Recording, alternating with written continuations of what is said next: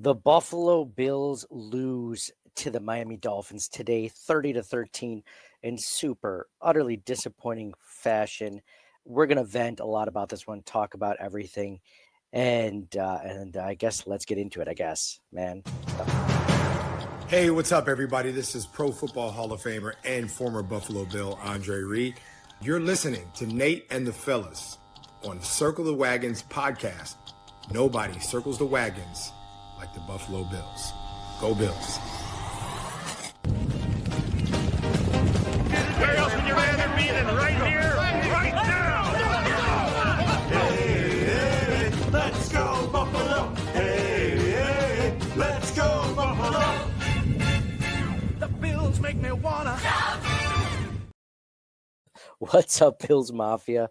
Welcome to another episode of Circling the Wagons, a Buffalo fan base podcast. I'm your host, Nate. Blah, blah, blah. Let's get right into it, John. Talk about this 30-13 loss to the Miami Dolphins. This was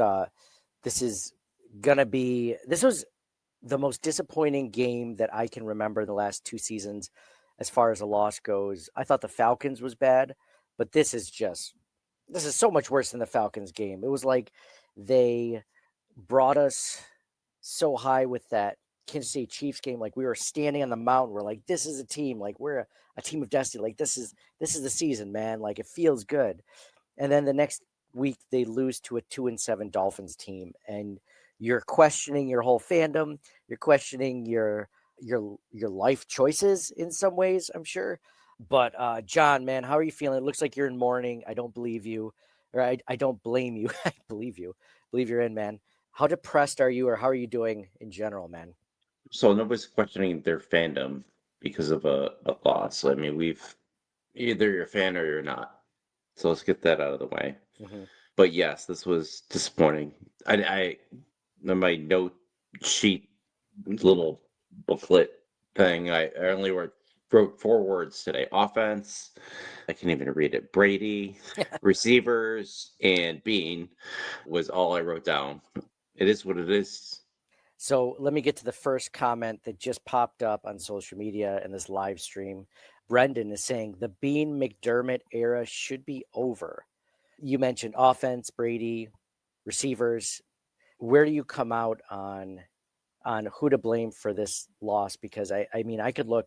I just posted my thoughts on Twitter. I put Joe Brady at number one. I think that I haven't seen Josh Allen look this. I mean, last week it feels like I thought last week was the start of something. Like Josh Allen's passing game has stepped up. He's finally on the right page with his receivers.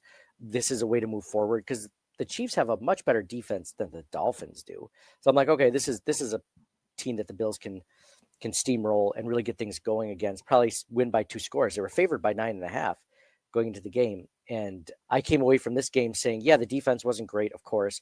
Again, nobody expects, I don't think any person, Bills Mafia, expects this defense to be great, especially with all the injuries they've had. But, dude, what's the offense's excuse? Why is Josh Allen not able to, put up 30-plus points against this Dolphins team that just traded off pieces? I mean, where do you put the blame in this one? Combination for sure. Like the receivers can't get open, but at the same time, Brady's got a scheme for it, and these screen passes or whatever or dump offs that are like 4 yards behind the line of scrimmage, and let's hope to get some yards after the catch. It's not working. So it's. I think those are the two main things. That's his number one play. That's his favorite play, is that wide receiver bubble screen off to the side. And if we're lucky, if it's a great play, we get 5-7 yards tops, right? Like, I mean, at best. Sometimes it's an 11-yard play and you're just like, wow, okay, maybe that actually. And now, like, they can just keep, like, the Dolphins aren't known for the run defense, but they can just, let's just stop Cook and see if they can beat us through the air because they have no receiving weapons. And then once Kincaid went down, then it was all over. Oh yeah, it's all over.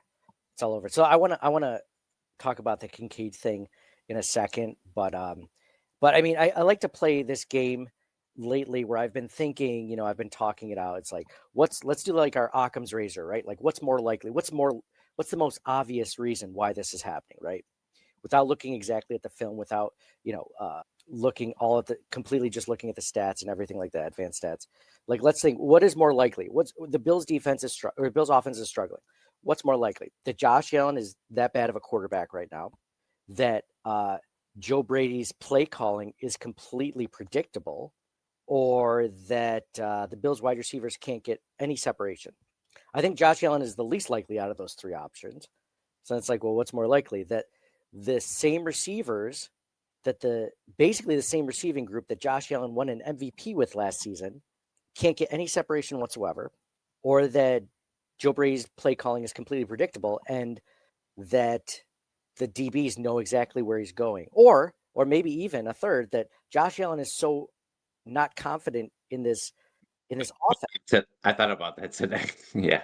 Don't look confident. I'm gonna post a clip in a second, but like he looks razzled, man. I hate using this as the milestone, but he hasn't had this lack of confidence in the way that he carries himself since what? Ken Dorsey was the coordinator. Like, I can't think of a better milestone than that. Can you? He looked tired. I don't know if it was because it was hot and whatever in Miami, but he just looked tired and spent. And he was their best offensive player still. Yeah, this is him. This was him most of the game. I just happened to catch a screenshot of it while I was watching the game, and this isn't even that bad. And this was after he just fumbled the ball, but he looked like this way before he fumbled the ball, like before halftime, like right after halftime. He's just like, I don't know. He's like, dude, doesn't it kind of look like the look of a guy who's either like, what do they want me to do? What do they expect from me? Or like, I don't know. I don't know if it's that far. I think he's probably just frustrated at that point. I mean, Cook fumbled too. Yeah, but those two fumbles are not the reason they lost this game. We could say that, but like they lost by 3 scores. Like that game was not even close, right? Like even if they scored a touchdown in each of those 2 plays, I don't think they win that game. Do you? A turnover battle is a huge part of the game. So I think that like especially the Cook one is pretty deep. Like they're about to score some points. Yeah, it all adds up in the end. So who do you blame more then? You blame Brady or the wide receivers? I mean, the wide receivers can't be blamed, right? It's not their fault they can't get open. If that's truly the issue and they lack separation, it's not like something It's not their fault they were drafted. No, it's not their fault that they were signed and drafted. Someone gave them a blank check or whatever, We're getting to that point though, right? Where it's like, is it Curtis Samuel's fault he's making $8 million a year and he gets 1 target a freaking game? Is that his fault? Oh, I don't think so.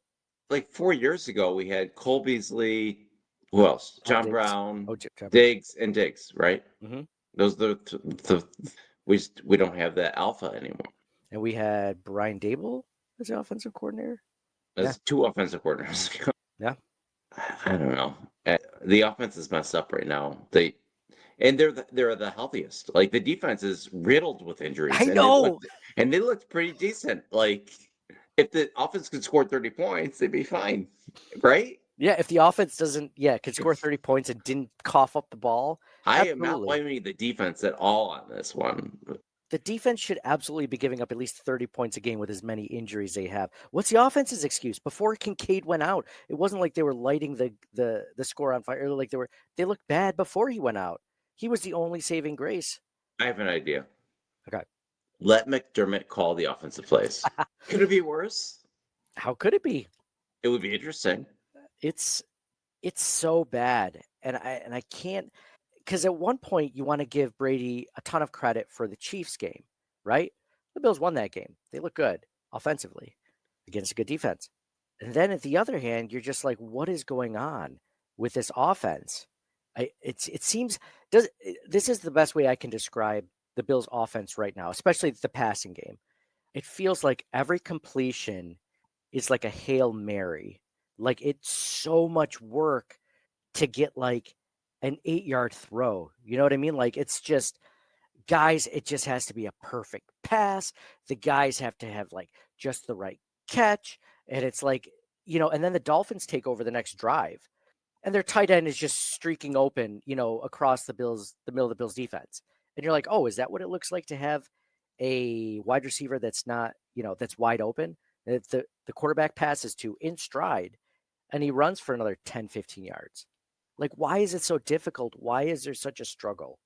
It's like the Bills. Oh, the Bills are trying to trade for Dolphins receiver Jalen Waddle or like just defensive tackle, and it's like, of course they're not going to trade with you. It's in the same division. Like you have to have a plan B or a backup plan or something. Like I That don't that know. that excuse, I didn't like that excuse because we did like a Monday or Tuesday podcast this past week about the Chiefs game and also talking about the trade deadline, and we thought for sure something was going to happen.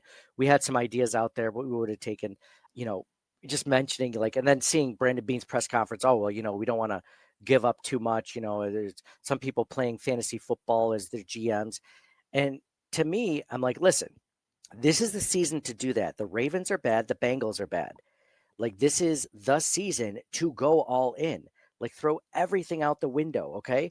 And look at, say, like, I want to win a freaking Super Bowl this year. And if you want to do that, get Josh Allen a weapon. But I'm tired of, like, people are like, oh, you don't want to play fantasy football GM. Look at the Eagles GM.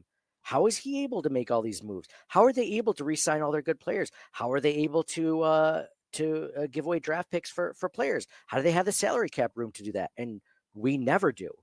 We never do. You know why we never do? I've decided it's because we don't draft well, because we don't have enough rookies on rookie contracts that like we can offset all these other players that we're paying. So we have Josh Allen, who's elite, and then a bunch of other guys that are pretty good that we're paying. Not amazing, not elite, pretty good. And then it's just all veteran minimum contracts. And then some rookies are playing. But we don't have elite players like the Eagles do. And yet we're trying to, it's like like when I see that Rashid Shaheed went for a fourth or fifth, I'm like, that was stupid. I'd give away a third if that meant that Josh Allen was going to get another weapon, even if it was a rental. I don't care. Give him something this season. Make the run now. Stop waiting. Stop wasting his years with, okay, this is going to be a good enough team to get by, but we got to hope everything goes right. Like, no, stop that. Stop that mindset. Go all in this season before he turns 30, before he's past his prime. No one would be upset if he went. And then the other thing is, like, the Bills have had so many injuries. Get bodies on the field. Like, don't think the injuries are done, as we saw today with the Dalton Kincaid injury. It's not done. It's not over. They're still coming.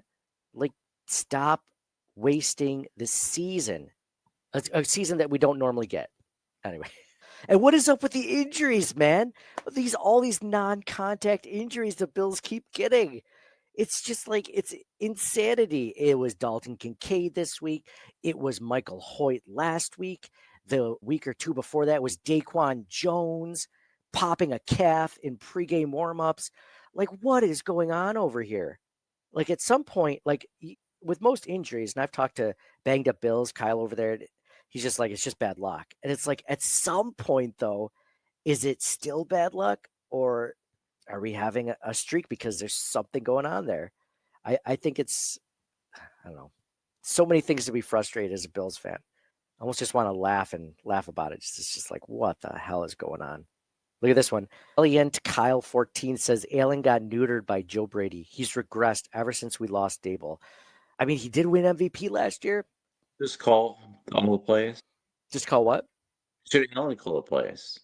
Isn't that what Isn't Jim Kelly used to do? That's exactly where I'm going. Yeah. I'm completely fine with that. And it doesn't have to be like a 2-minute offense all the time, like with Kelly, but why not Allen have more leeway with that? Do you ever see him audible too much? No, I don't think I ever see him audible. Yeah. Maybe he switches direction for the run or something. I know he does, but it's not that common. No. When was the last time you saw motion? When was the last time you saw a counter or something that, like, faked out the defense? When was the last time you saw a trick play that wasn't on a 3rd and 1? I mean, we could go over this all day long. There's so many issues with the offense specifically. And I know Josh does deserve some of the blame. He does, of course. But if I were to give it a percentage, it's probably like of 100, like 20%. I can't even blame McDermott. Like, people are saying, like, we saw that first tweet. It's like, fire McDermott. Okay. I don't think it's his fault that the Bills aren't passing well. What I think it is his fault is when he's not challenging, like, that catch that was on a third down that gave the Dolphins a first down. He absolutely deserves blame for that. I don't know if I'd fire him for that, but he deserves a ton of blame for that stupid non-challenge. Whoever they're paying up in the booth deserves to get fired because they're giving McDermott the worst advice for that. So that's another thing. I don't say get rid of McDermott. I say, to me, it's Joe Brady, Brandon Beane, and then maybe Sean McDermott, and then Josh Allen. And I know Josh Allen put up 316 yards. I know he had a halfway decent game. He doesn't look good. And it sounds bad saying like that as a Bills fan because he's the best quarterback we've ever had. He didn't look good today. Not tonight. John Roberts says Cook ran for only 53 yards today. Dolphins have a terrible run defense. Or was it terrible pass defense? No, terrible run defense. They were good against the pass. Yeah. Good against the pass. So let's pass as much as we can. Man. Jet O says the Hard Knocks curse. Man, if only it were that easy to just blame it on a curse. I would love that. I'd love to be able to do that. Nick Piscitelli says we need to have a serious question about our training staff. What's funny is they just changed out their training staff. Their strength and conditioning coach, they just got a new one. I mean, you got to take that with a grain of salt because it's a new staff. Does it mean it's better? I mean, so far the results are terrible. But I mean, how much do you blame the training staff for injuries? I mean, it's not their fault Freak that injuries. Like Hoyt, like with the Achilles, like he just like steps up and then it pops. Like you can't train that away. I know. I'm trying to think of what injuries you could potentially train away. You're gonna get hurt. You're beating each other up on the field. Like people are gonna get hurt. Could it be that the players are at fault? They're injury prone. Maybe that's it. And if that's the case, who do you blame for the players? It's not the players' fault. It's Brandon Beane's fault. Is he signing? I mean, we're knocking on I wood. don't know if I blame injury prone either. And then you also, quote unquote injury prone players. They bring in like a guy like Jordan Porter, who was with us for so many years. He was injury prone before he came to us, supposedly. It was awesome. And there's other players like that too. So you can't just blanket statement that one way or the other. Yarnellum says time to clean out GM McDermott. Allen is lost and Brady's not smart enough to scheme up plays to open up lanes. John, how many games has the passing game for the Buffalo Bills looked good out of the 9 that they played? They're 6-3. There's 9. I'd say 2. They look good. The Ravens and the Chiefs. That it? I'm not missing any. They didn't look good against the Dolphins the first time. They didn't look good against the Jets. I mean, the best 2 teams that they played against, they played really well. Oh, this bodes well for the playoffs. Then just get in. All the other teams, not so much. John, when do you get to a point? Because I feel like it's so funny. After last week, we're like praising. The week before, we're slamming Brandon Beane for all of his picks and everything like that. The Bills win against the Chiefs, and they're like, oh, this rookie class is pretty good. Max Hairston, Deion Walker. Like, we start singing their praises, and then they lose again, and we're like, time to clean house. John, what stage do you get where you're thinking, oh man, the Bills need to think about firing McDermott and Brandon? You need to look at rookie classes at like it's halfway through the season. So I wouldn't put any second anything for this rookie class. Obviously some players look good. Oh, Deion Walker looks amazing this year. And Harrison has only been back for a couple of games. He was hurt through most of training camp. So it's really hard to put stock on that. But you go back to last year, like Cole Bishop has been looking really good the last couple of games. So Harrison's looked phenomenal too. Yeah, two or 3 games. You need to give it like a solid 3 years to see if these guys develop or not, especially like picks like 4th round and later. Speaking of rookie class, Landon Jackson went out in the first quarter. His first significant playing time as a defensive rookie. That was unfortunate. Again, guys just going down. I know it happens, but it just feels like it happens to us a ton. It's just my frustration coming out, man. I don't know. Who would you even give? So I don't know if we do. You want to do what? I wouldn't. I already know Wall of Fame. I would not. No Wall of Fame on this one. Okay. No. Here's a good discussion piece. This is by Sean Flahavan. Apologies, Sean. What's the justification of not having Cook on the field on third downs? It's baffling. 1,000%. 1,000%, Sean. Agreed. And whose fault is it he's not on the field? Is it Josh Allen's fault? Or is it Joe Brady's fault? Dude, Brady. Yeah. Brady, there are so many questionable things that happen out there. Like, it's funny. I used to rag on Brian Dable for doing that stupid jet sweep play every time with Isaiah McKenzie, and like he would just do it for motion or whatever. Like do that, like 70% of the game or something like that. And I only thought it was stupid because it was the same thing over and over again, and they never gave him the ball, and it was very. And I get why they did it, but like I'm begging for motion now, man. What's it going to take for like a little bit of motion? And we finally get to see one, and freaking Shakir falls on the ground while he's in motion. There's so many things that I question about this offense. Well, you never know. I can't remember which game it was, but Hawes fell at the ground, and well, he was in motion and ended up catching touchdown pass. Yep. Sometimes it works out. It's so funny. Like we said, the wide receiving core is mostly the same. All the running back room is exactly the same. The O line is exactly the same as last season. How often does that happen? You never get the same O line back, either because of injuries or because of guys end up re-signing or getting let go or extending. It's just this is the same offense, and it looks awful. It looks awful. We were joking around watching it at a friend's place, and they're like, "Oh, well, maybe it's because Josh got married." We are grasping at straws as to why the offense is, and to me, it's staring us in the face. I think it's Joe Brady. I don't think it's all him. It's a combination. It's Brady and us not having an alpha receiver. Those are the two things. Mm-hmm. Yep. Jim Bienvenu says, "What the bleep is going on here? The Patriots are coming. So the Bills better wake up." Dude, the Patriots came. They are what, 1.5 games above the Bills now that the Bills just lost? They're 8-2 and the Bills are 6-3. So yeah, 2.5 games, man. They're here. They have a 74% chance. I was just looking at the odds from Kalshi. It was just like 75% chance that the Patriots are winning the division. And even if we tie them, we lost to the Dolphins, so it's a divisional game. So that's a knock off that tiebreaker. So we're going to have to do 3 away games in the playoffs to get there. Man, that's a tough out. So you didn't answer my question. When do you get to the point where you look at firing now. right now? Wait, whoa. Oh, wow. Firing McDermott and Beane. You say now. Wait, what were we going to say? Jim says, "Sorry for the language, guys. I'm dead over here, though." Dude, I'm dead. I'm smiling. I have this weird thing, I think, sometimes where I smile when I'm upset.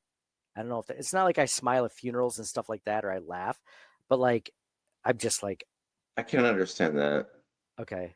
You're like, I don't know what. It's either I laugh at it or I throw something or I cry. I don't know. Because you don't know, you're so distressed. You don't know how to react, and like whatever comes out. Yeah. Kind of thing. Yeah. Yeah. How do you feel about that? Are you in that same general area? Because I know you're texting us and you're like, we're screwed. This is over. This season's over. And I couldn't be like, John, stop it. John, no. I was like, dude, I can't disagree with you. Anyway, going back to my question, when is it okay to fire McDermott and or Beane or vice versa? And because it's like, I can't remember. I think they just got extended this offseason too. So I don't think it's happening anytime soon.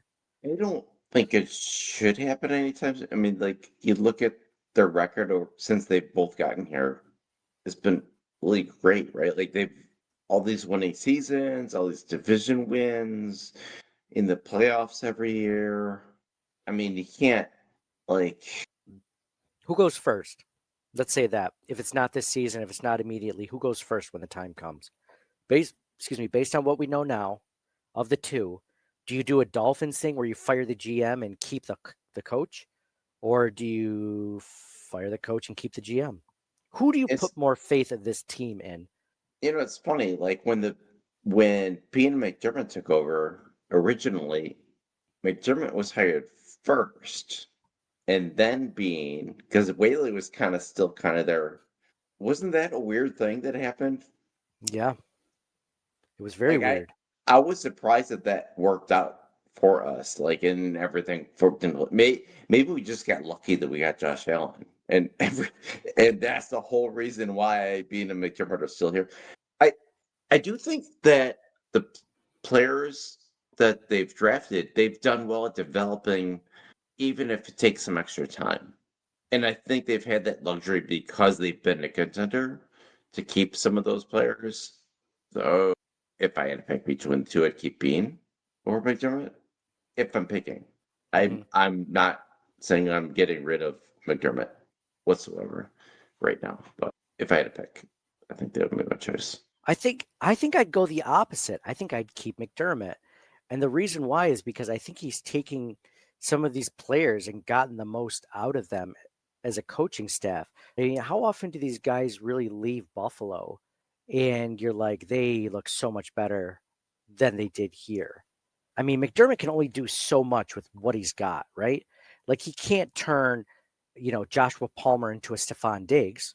Well, you That's can't why do it's so that. hard. It's like a chicken and egg thing. Like the GM's got to, do a certain amount, and the coach has got to do whatever.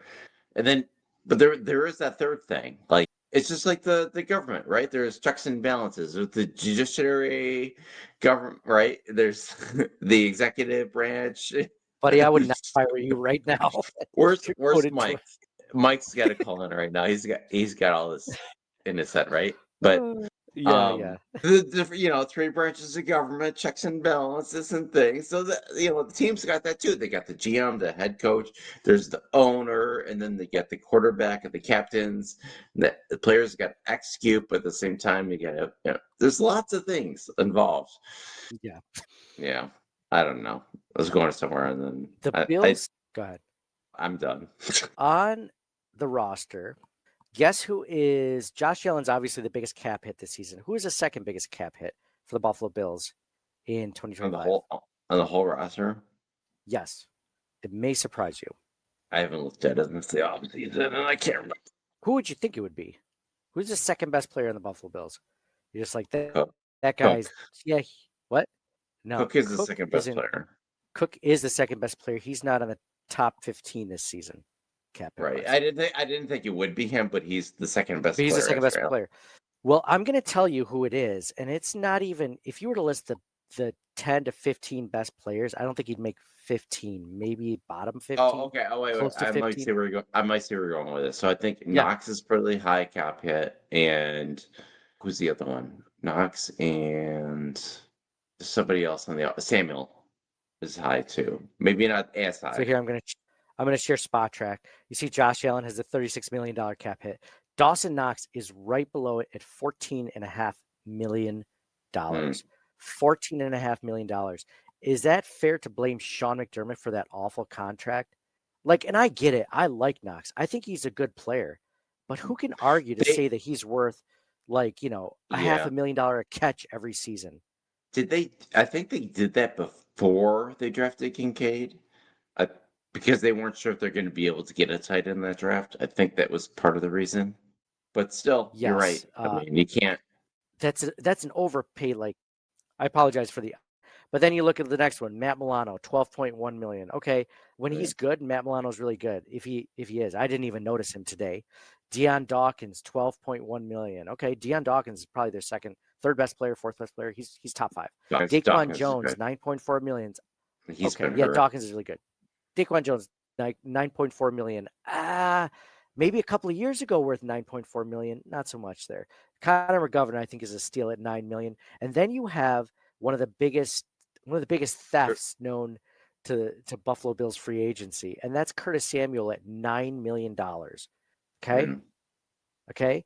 So you take that awful contract and Dawson Knox's awful contract. You have $23.5 million this year. You're taken up with not even underperforming players as far as statistics go. People would be like, oh, well, Dawson Knox is a good blocker.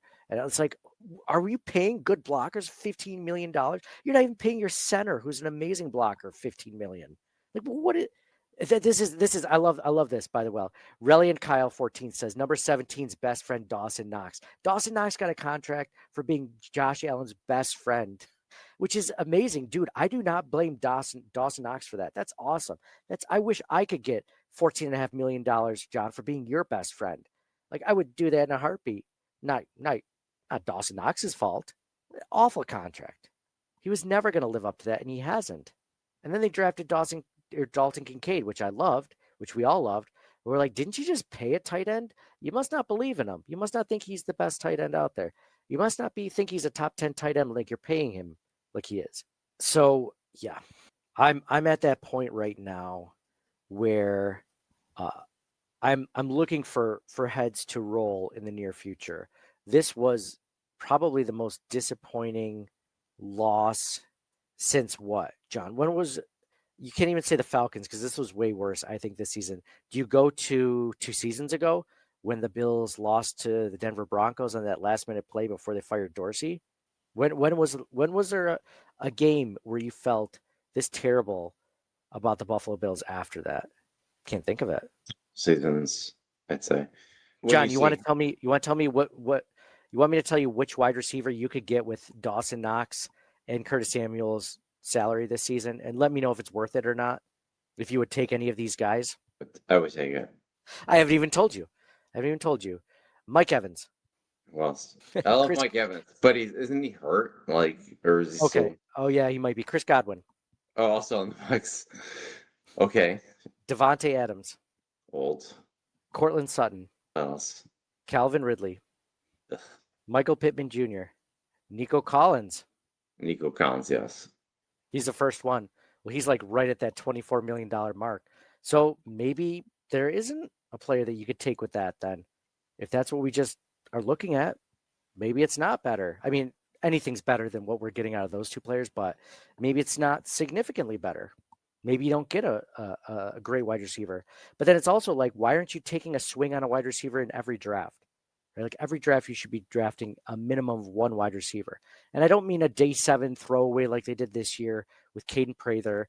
Like they're just like, well, he's a good gunner. And like so they drafted him to be a special teamer essentially. So they didn't draft a wide receiver. It depends how the draft falls. Like you on your, pick number 28. It's like, oh, I have like 6 receivers with the first round grade and they're all gone. Well, okay. Then you're going for other positions. They had a first round grade, maybe. What round was Puka Nacua drafted in? Was he a first rounder? Yeah, but how many teams did not draft him in the first round too? Like all of them. Well, if you never try to draft one, you never get one. Secure was a 5th round pick. That was pretty good. I would absolutely take a 5th round wide receiver. I would take 6 is kind of like, yeah, you could still cut those guys.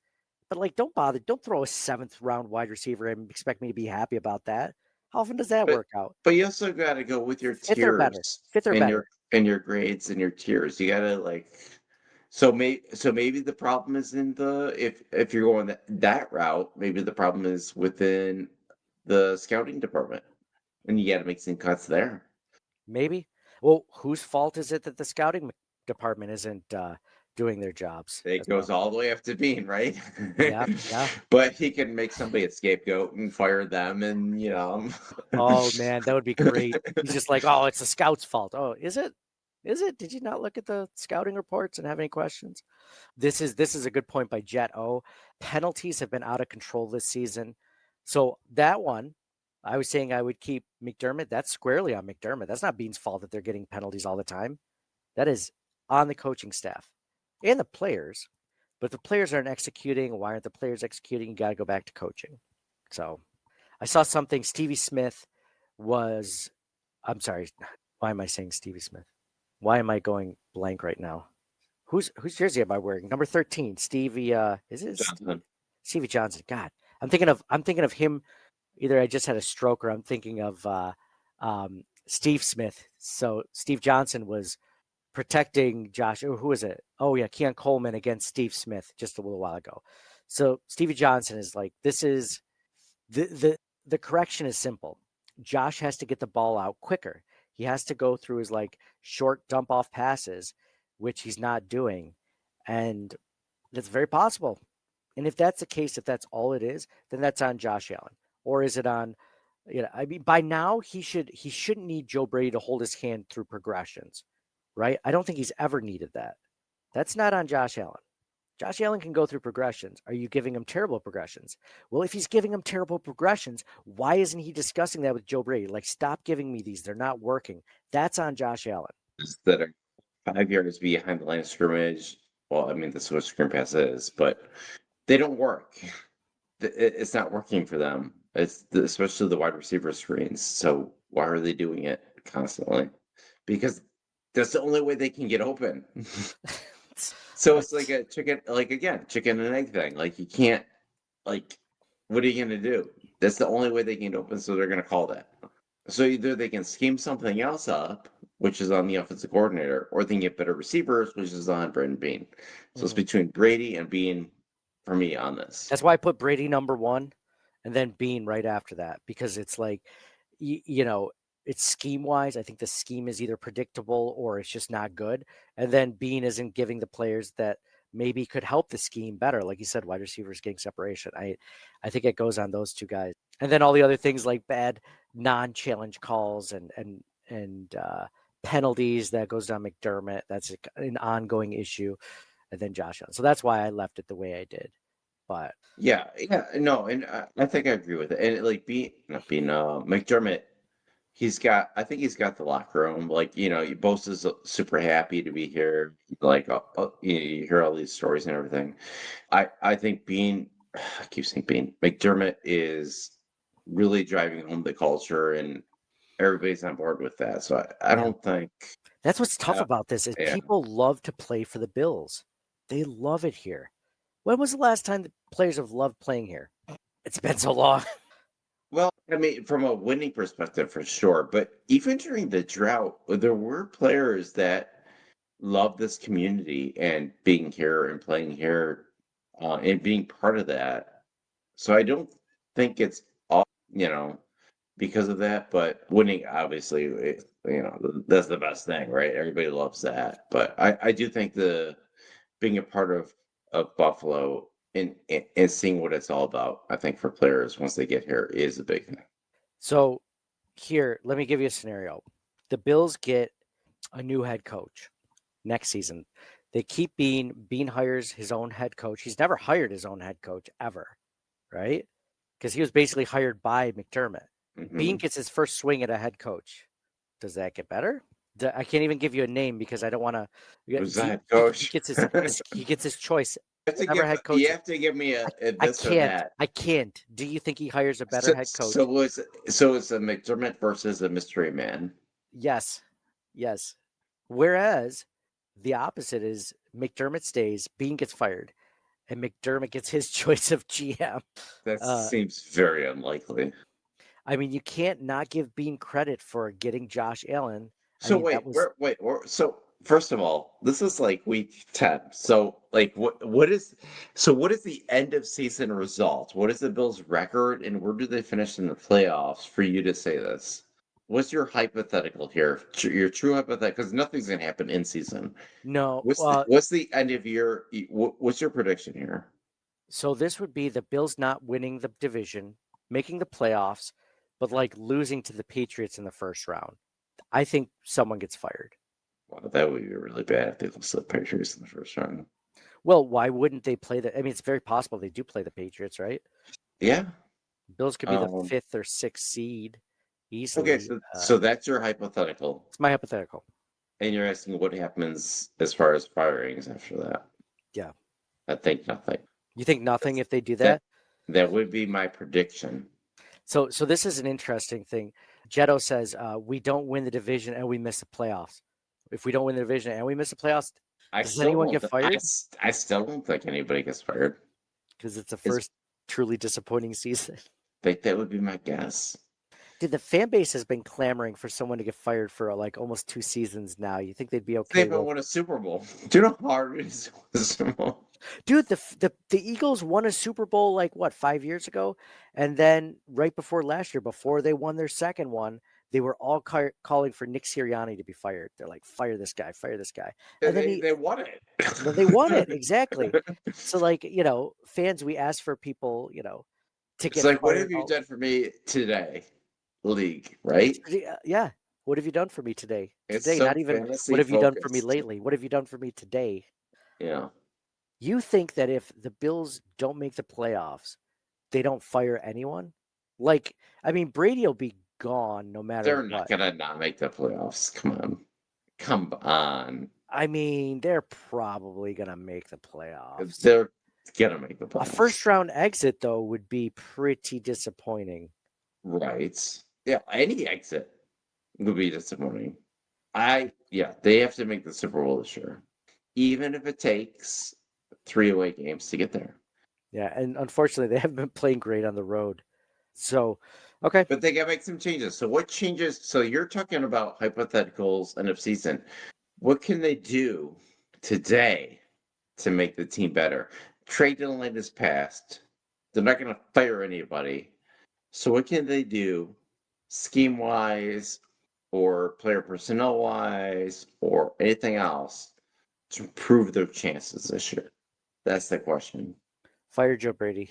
Like, I don't know. I don't know who would replace him, to be honest. I know Brian Dable just got fired from the Giants. So, I mean, could the Bills technically fire Joe Brady and bring in Brian Dable already? I feel like I never see that happen.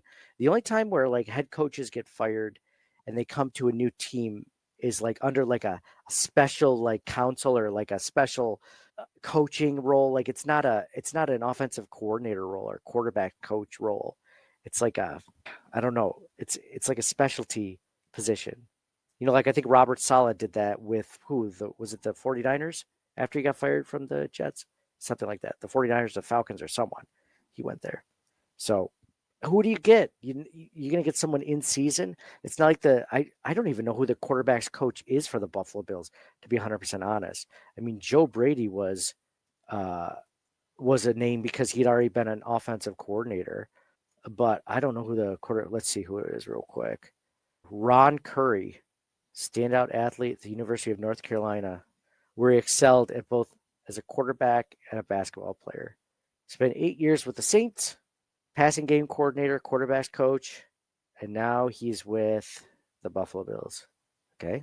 I'm kind of at odds with myself because I kind of want Allen to be more involved in the offensive scheme and calling plays and things like that. But I kind of, on the other side, he's already shouldering so much on the offense where I don't want to put that on him. Dude, maybe that's why he looks the way he did when I showed that picture earlier. Like, because he's carrying everything, right? He's like, not only am I the one, shouldering all this load between, this, and that. Like, he can't take on any more. Doesn't he look like a guy that's beat down at his job where they're just like, here's another project, here's another project, here's another project. And he's just like, dude. It's also in Miami where the heat index was in the 90s today. Like, that plays a factor. It's hot. It's going to wear you down. It is hot. It is hot. But I don't know. What do you think about this idea from Reliant Kyle 14? Bring McDaniel in as OC next season if he gets fired from Miami. You mean when he gets fired from Miami? He's definitely going to get fired, right? That would be interesting because I do like McDaniel for as much as I hate Miami. I've always liked McDaniel, and I don't know. Maybe look what McDaniel did with Tua and two good wide receivers and like a good running back. Like he was creative. It wasn't just like drop back, 6-7 step drop back, pass to the open wide receiver. I mean, they had like sometimes I think he overthinks himself. I don't know. I mean, if Waddle and Hill and Achan and like they can't get anything going. I mean, today was Hill. They didn't have an issue today without Hill. Yeah, without Hill it was fine, but would you have given up a 20? That was the report that came out. Was that the Bills were willing to offer a 2027 first round pick for Jalen Waddle, but the Dolphins wanted next year's 2026 first round pick from the Buffalo Bills. Would you have done that? Yeah, I honestly, to me, a first round is a first round. I don't care what year it is. So if you're squabbling between what year it is, I think I would have done it. Oh, I'd have done it in a heartbeat if you can afford it. Yeah, it's 1,000%. it's not like you're squabbling between a second and a first. It's like a first between two different years. Yeah, exactly. I mean, it's not even like a high first round pick that the Bills don't never have a top 10 pick. So it's not like you're getting, like the best tackle or whatever. Like it's a bottom of the first round Now we first do round it. pick. We do Oh, it for that. 100%. I don't know why they didn't. Again, we're I talking don't about I don't know what his contract is or how many years is left on it. I didn't. pretend Let that me doesn't just. exist, John. Pretend that doesn't exist. Yeah, that for sure. Yeah. Well, they never But said the report was never that the Bills couldn't afford it financially. It was that they didn't want to part with the 2027 or 2026 first round pick. but was it like just for this year, or is this the end of his rookie deal, or is it like how many more years? Like I don't know. He's What do not. I He's look like? young. What do I look like? The guy. He agreed to a 3-year deal that keeps him through 2028. So he's a free agent in 2029. Are you freaking kidding me? I'd have done Well, that in a but heartbeat. but What are the odds that you're going to get a first round pick, even if you pick a wide receiver, that he's going to be as good as Jalen Waddle? What are the odds? Jalen Waddle's what, a top 15, top 20 wide receiver easily? yeah. What are the odds that you're going to pick a So better? when Khalil they Shakir's traded not as good. They don't have a wide when receiver when they traded for Diggs, which year was it in advance? Do you remember? I think it was probably just that year, right? that he had left on his contract.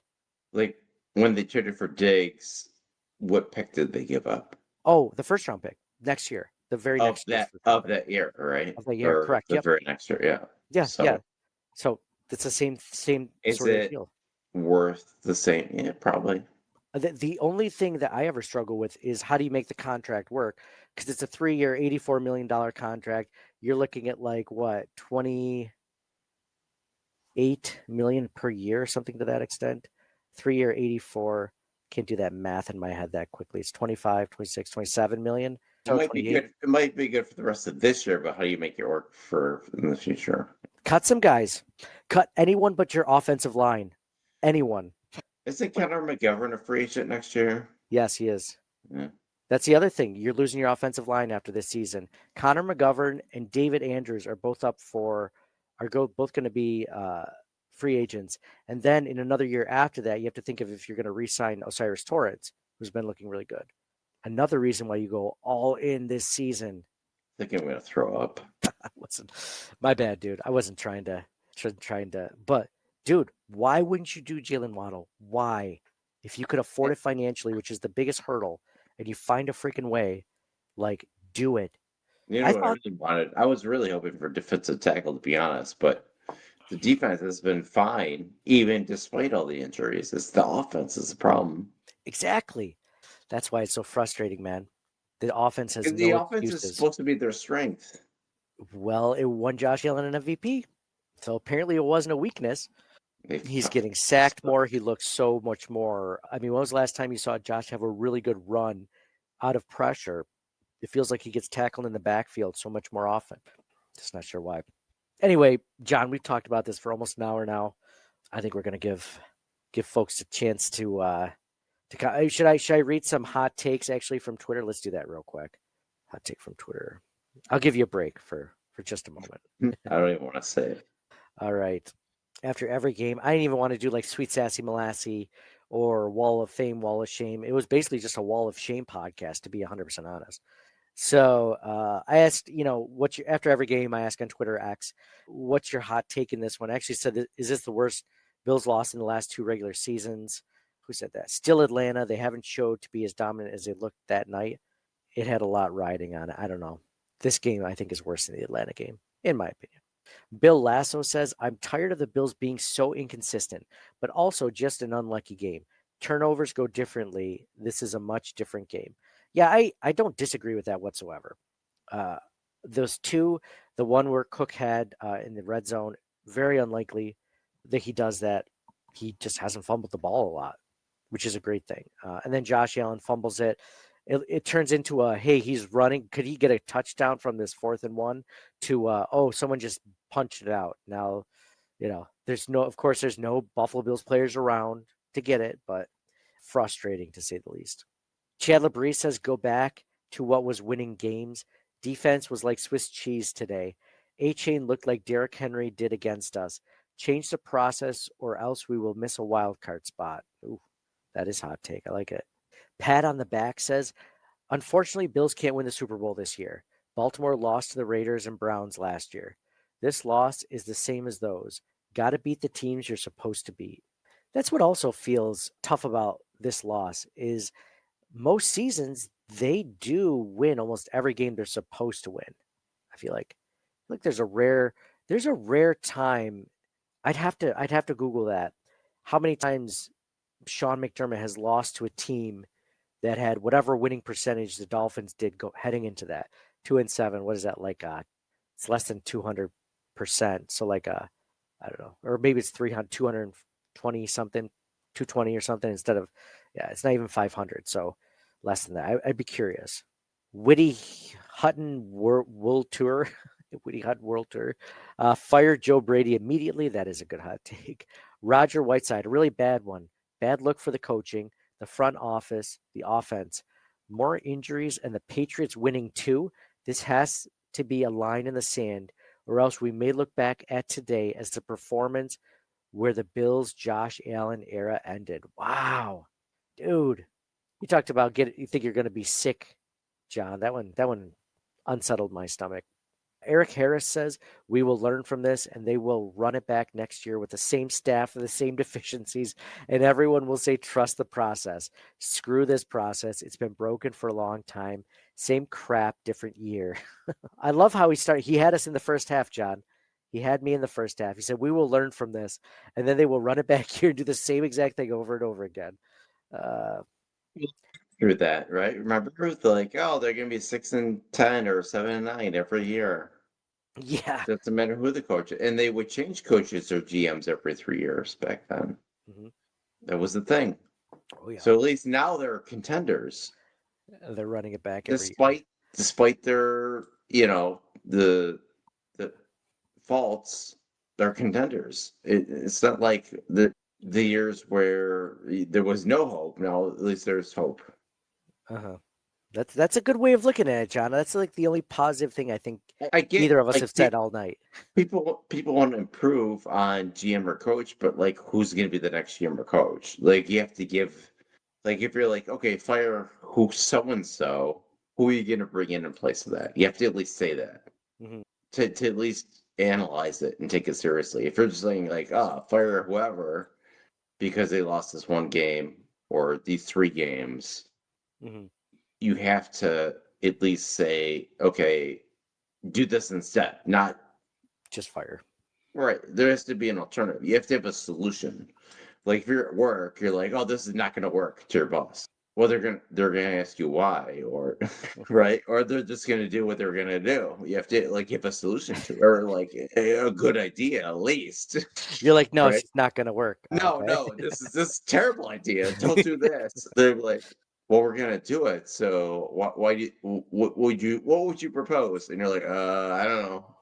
It does not work like that in the real world. You have to at least have an idea or a solution to the problem. So yeah. AJ Tharp said our wide receivers ran routes like they were hungover from partying the night before. Our wide receiver room, as it stands, is on the books for over $118 million, and they can't get open. How the hell do we pay that much for these results? That's a Brandon Beane special right there. But going on, AJ Tharp says, and for the love of God, can we please turn injuries off? I love that. Richard W. Griswold kicking the crotch. Big Mike said, glad I slept through this one. It's cold enough when I get out of work at 6 a.m. Monday morning that I need to wear a hoodie. Left the Bills gear at home, SMH. Oh, man. Dude, shout out to all the third shifters out there. Michael Graham says, my hot take, a third string running back should not be taking an onside kick, especially when you have a kicker who has been in the league for 19 seasons. McDermott's still making inexcusable mistakes 9 seasons in. He has to go. Oh, and our wide receivers suck. They obviously practice the Ray Davis onside kick in practice. Like, I think that Like that wouldn't be the first time they've ever done it. God, I hope not. What I'm hoping, John, is that they practice this between Ray Davis and Matt Prater so many times that they're just like, actually, Ray Davis is a lot better, because why else would you Yeah. have And him? it wouldn't matter anyway, because they would have had to do 2 onside kicks at that point. So I mean, really, Yeah, exactly. You see the odds of uh, people or teams making onside kick this season was 3 out of 30 you have know. been recovered. And I'm like, that's less. Was that 10%? The Bills are going to be less than that, Oh, whatever it is. yeah. Unless If they have it's, Christie or something. yeah, if it's 3 out of 30 for the NFL, it's like 1 out of 30 for the Buffalo Bills. JBD 3105. I feel like this gets asked every season of the McDermott era. The cycle is repeating itself.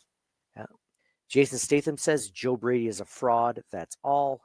No arguments there. Charlie B. Go Bills says, hot take. This team seems bent on breaking the fan spirits. At least during the drought years, the team sucked. We knew they sucked, but we could deal with that. When they won, they exceeded expectations. This version plays like their opponents, not like champions. Oh, man. Dude, preaching to the choir over here. All right, let's see. GM has worn out his welcome. Offensive play calling is far too inconsistent.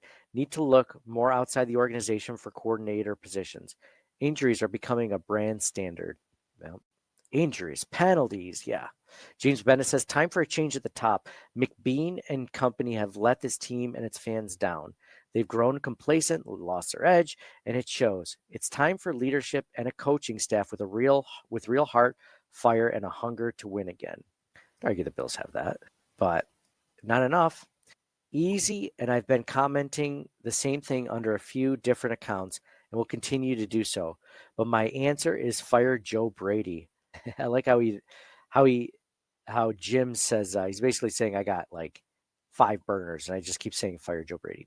Football says worst loss since the Jags in 2021. If they beat the Bucks next week, I really won't care. Adam Yeah, Ace, what's that? Go that's ahead. right. That's Jackson 2021. That's bad. Yeah, that was probably the last worst one after this. I agree with that. What was that one? How come I'm not remembering that one?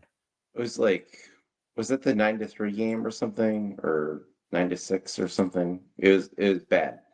We lost. Was it even at home too? I think. Can't remember. I can't But it remember was. that I one. remember. I remember there was a Jags loss that was really bad. I think that's the one. Yeah. Here, I got a quick video to show you real quick. Adam Ace says 8-9, picking in the late teens in the draft. Bean will do nothing. Mediocre is the new normal. Stephanie says it's time for McDermott to go. He's not the right coach. Lots of people, and I don't disagree with any of them. John, can I show you this last clip to end this one as how it feels? I feel like this guy like hit it right on the head. I gotta share this one. Okay. It says fans of bad teams after a loss. Dang it. Man, we almost had him, too. I'll tell you what, things aren't looking so bad. Are you fucking kidding me? How do you lose that fucking game? This team fucking sucks. How are we gonna win a Super Bowl? Cause it ain't gonna be like that. Not with this asshole coaching. Not with that fucking play calling. God, we fucking suck. Dude, is that not how you feel as a Bills fan? I feel like that sums it up perfectly. So I do have to admit, I kind of live the Bills play to play. So like, even doesn't matter if they win or lose. Like every single play, I'm like that, and it sucks to be like that. Really, This team I fucking I sucks. don't know why, but yeah. Oh man, dude, it's tough. I think you know how the one I think it was Adam said that even if the Bills lose or win next week against the Bucks, he's still going to be disappointed. How are you going to feel after that? You still feel like you're in better spirits? They go 7-3 instead of 6-4. Like, will you I feel don't know. better, I'm going to that game, so I definitely hope that they win. bro? You had tickets? I didn't know. How come I didn't get invited? What Um, are we? Are we not cool anymore? Jeez, that's cool. you can definitely come. Just get your own ticket. And sit 12 rows away from me. Oh man, I don't. I feel like I live week to week, man. I don't think I could even say if the Bills beat the Buccaneers next week. I don't know if I'll say I won't care. I don't know if I'm at that point yet. I feel like I'm week to week. Last week I was riding the biggest high, and now I'm, down the lowest low. I just can't predict how I'm going to feel. I know I'm going to feel terrible if they lose. I can predict how I'm going to feel. Let me tell you that. Oh man. Well, thank you guys all for coming in. Oh, I don't know if you guys want this, but I'm going to share it. This is from Relly and Kyle 14, which has been, he's done so many today. So cool. Thanks for doing that. He says, want more pain. Mac Hollins went 6 for 106 today with Drake May. And, sometimes I think, John, that I'm always like, oh yeah, the Bills had the same wide receiver group as last year. Amari Cooper didn't do much, but Mac Hollins was a big loss, I think, when it comes down to it, especially if you're looking for Mac Hollins versus Joshua Palmer. I mean, it's night and day what one player has done for the Bills, even when healthy, versus the other. I don't think it's even close. So I think maybe that was, is it possible that Mac Hollins was the biggest loss that the Bills had on offense this offseason? How do you argue any differently? I didn't think it was that big of a loss. I thought he was a cool vibe guy, and he was a great blocker, and he led the Bills in touchdown catches. I thought he was a solid player, but I didn't think the Bills can't replace him. I didn't think that. At this point, I would have given him Joshua Palmer's contract in a heartbeat. I think I hate everything. This is good. This is from our guy, AJ Tharp. Ray Davis has a longer kick this year than a run. Yeah. Not having a great season. That's all right. Well, thank you guys all for being here. You're welcome. I'm going to pick a winner for the Buffalo Bills. Oh, we got a Tito's jersey again. And then we also have this Buffalo Bills Water Buffalo Club 716. This cool hat that they gave us. I'd love to give it away to a listener, a viewer, a watcher. If you're wondering how you can get in on these random giveaways, just leave us a 5-star review over on Apple Podcasts. Or if you do it on Spotify, just do it and shoot us a screenshot of it. Email us ctwpod@gmail.com or DM us over Instagram, Facebook, Twitter, whatever. And yeah, leave some comments. And we just added a bunch of people like Relly and Kyle, Jetto, all these people. If you come in and you're leaving these really good comments, you're in. So the winner of this week's giveaway is, real quick, I'm going to share my screen so people don't think I'm pick one. We got Stu McAllister. Stu Gotts. Stu, you're in, man. You just won. Pick your choice. The Tito's Bills jersey, or I guess it's not a Bills jersey, it's just a Tito's jersey, and the Water Buffalo Club hat. Pick it and choose, man. All yours. I'll send it to you in the next couple of weeks. So thank you guys all for listening. Thanks for being a part of this as much as you can, as much as it pains you to do that. You guys had some really good insight, and it helped us vent. Man, as Bills fans, it's a tough one, man. It's a tough one, but there's always next week. That's what I just got to tell myself. John, any final thoughts before we sign off, or are you good? All right, John's dead inside. So signing off for John. 6-7. Oh man, this is signing off for me, Nate. There's always next week. Hopefully, we'll see if anyone gets fired. Go Bills, and we'll talk to you guys again next week. Thank you for listening to the Circling the Wagons podcast. Download and subscribe to us in your favorite podcast service. Email us at ctwpod@gmail.com. That's Charlie Tango Whiskey Pod @gmail.com. Follow us on Facebook and Twitter @CTWPod. And most importantly, go Bills! Nobody circles the wagons like the Buffalo Bills. Nobody circles the wagons like the Buffalo Bills, Nate. Well, listen, the whole show is called Circling the Wagons. Say no more. I love it.